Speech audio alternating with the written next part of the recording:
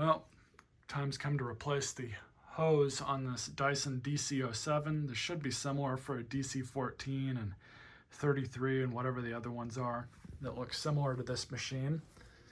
So first thing, pull the cord hook down, remove the cord, and now just undo your hose. This is why we're replacing this one. It is destroyed. Very common issue with these types of hoses.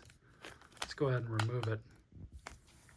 So I'm just gonna push this all the way down, press the button, remove it.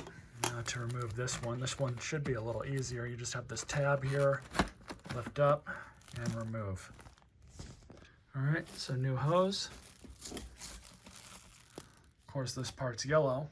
Matches the vacuum, but if you've got a different vacuum or a different color, oh well. Let's go ahead and install it. Just like that.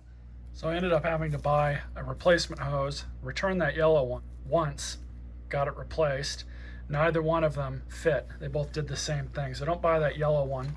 I'll link to this one. Hopefully it's still available.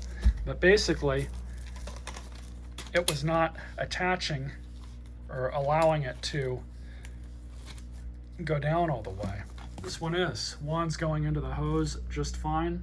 So what we'll do, install it onto the machine. Just like that.